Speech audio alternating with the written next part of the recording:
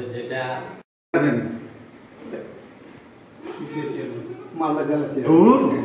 আমার উত্তরবঙ্গ থাকা আগে চেয়ারম্যান ওখানে পরে আমি দেখবো নাকি নাকি খারাপ বলছি কিনা আমার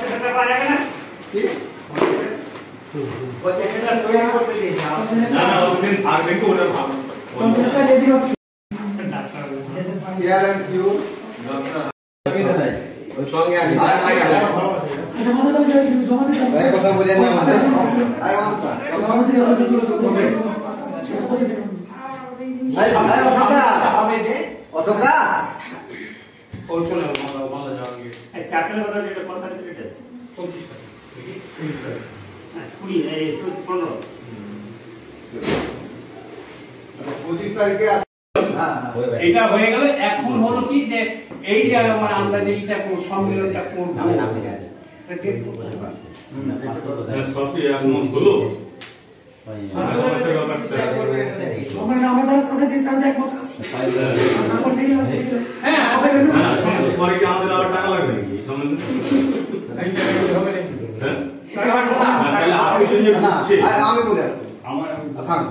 যারা টাকা দিয়ে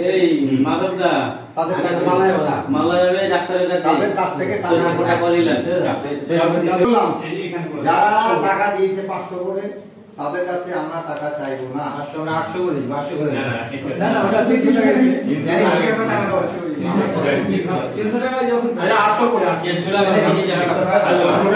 তাদের কাছ থেকে টাকা নিব না, তাদের কাছ থেকে আমরা চাইবো সহযোগিতা আর সহমর্মিতা।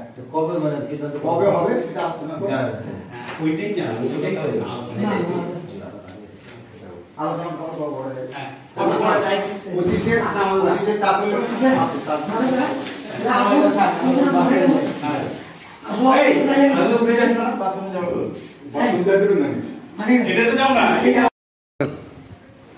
আজকে আমাদের মিটিং হলো উত্তরবঙ্গ গ্রামীণ চিকিৎসক অ্যাসোসিয়েশনের পক্ষ থেকে।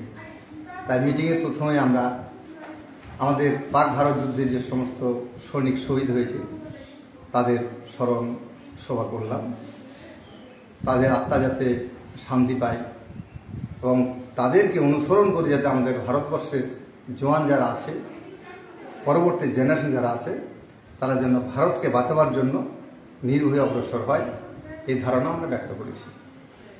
তারপরেই আমরা আমাদের এই সংগঠন সম্বন্ধে আলোচনা, যেমন বাৎসরিক হিসাব, আয়ের হিসাব জানানো হলো।